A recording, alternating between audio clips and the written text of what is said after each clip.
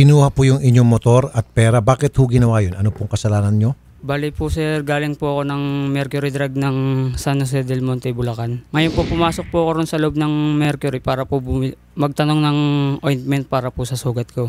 Ngayon, nung pagbalik ko po, meron pong pulis na nandun. Ngayon, tinanong niya po ako kung sa akin po yung motor na yun. Sabi ko po, opo sa akin po, bakit po sir? Taas mo yung kamay mo, sabi niya sa akin gano'n. Sabi niya, ano laman ng bag mo? Barrel ba yan? Sabi ko, hindi po sir. Sabi ko gano'n. Buksan mo yung jacket mo. Nung pagbukas ko po ng jacket ko, sabi niya, wag kang dudukot. Dumukot po siya ng baril. Siya po ang dumukot ng baril. Tapos lumapit po siya sa akin, tinutukan niya ako. Bigla niya po akong hinawakan dito sa likod. At bakit daw po? Anong kaso? Wala po silang, kahit blatter po na nangyari, wala pong gano'n. Sige po. PO3 Adrian Nolasco. Magandang hapon po, sir. Yes, magandang hapon din po, sir. Alam niyo na itong kwento ni SG Mark Lindon? Yes po, sir. Yes. Inireklamo po kayo. Bakit ho ganun ang ginawa niyo sa kanya, sir? Ano po ang kasalanan niya, sir? May dumating dito na security guard from Mercury Drug Store. So, nireport po sa amin na meron po isang tao na may baril sa kanila at paikot-ikot dun sa loob ng Mercury Drug. Pinuntahan namin, sinamahan namin yung gwardiya na yon. Anong pangalan po ng gwardiya? Security guard Leonard Vargas. Yan po ba yung naka-blatter, yung kanyang pag-report? Opo. Pagdating namin doon, nasa akto po na papasakay siya ng motor, tinuro sa akin ng gwardiya kung sino yung tao na yon. Okay. Naka-bonnet po. Nakita ko po kasi agad handle ng baril sa likuran niya.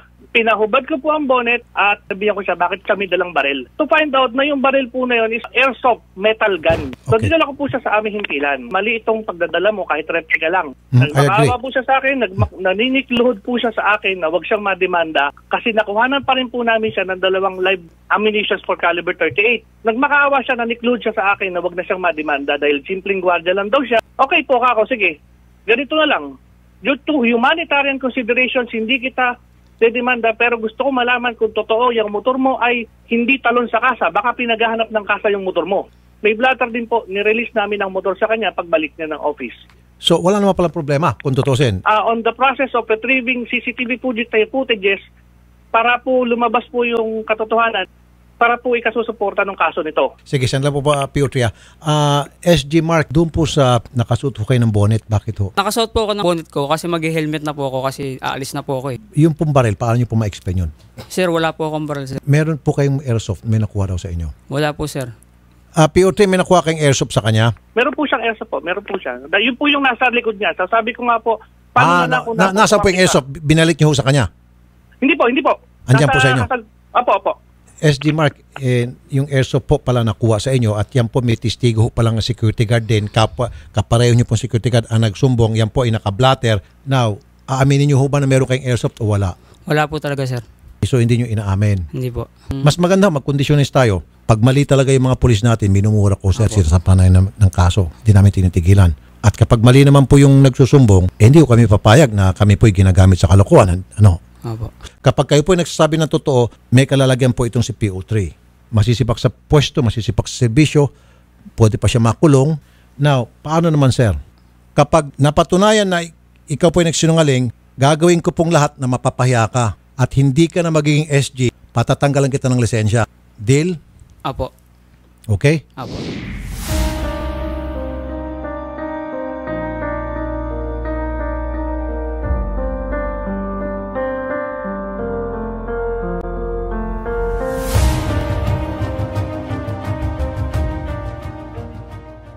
Magandang hapon po, Sir Mark Lindon Herangco. Magandang hapon. Ngayon sir, ulitin ko sa iyo.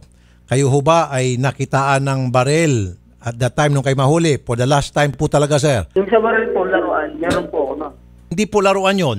Airsoft po yun, sir. At saka sir, yung security guard ng Mercury Drug Store ang nagsabi na talagang tumawag siya sa mga pulis dahil nakitaan po kayo na pag-alagala, suspicious looking character, 2 po kayo, may kasama ka, kuha po sa CCTV. May pumasok na 2 customer namin na yung isa suspicious talaga.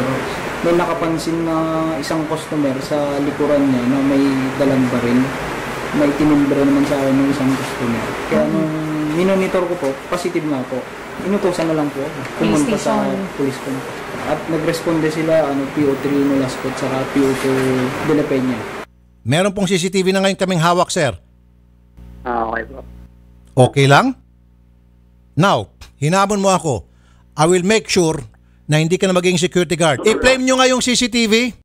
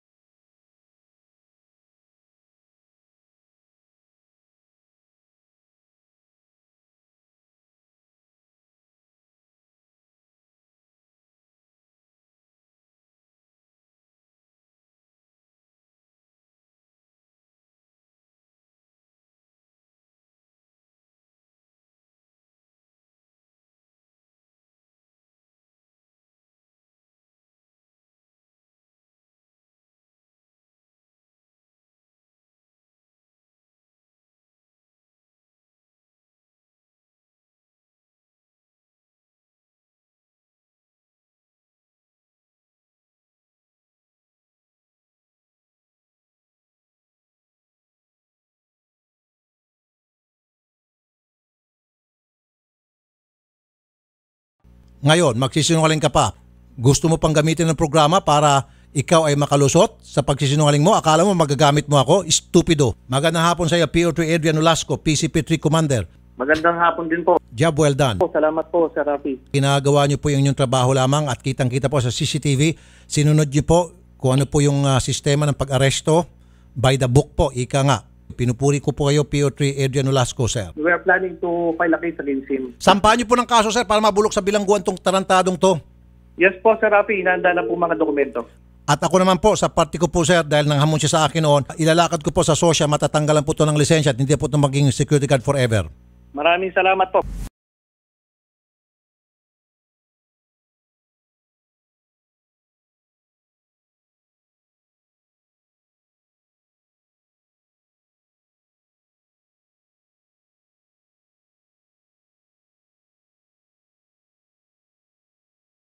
The fact na nagsinungaling siya, hindi siya nagbigay ng maayos at tapat na statement, may sanction siya dyan. Of course, a violation of the good conduct ng mga security guards.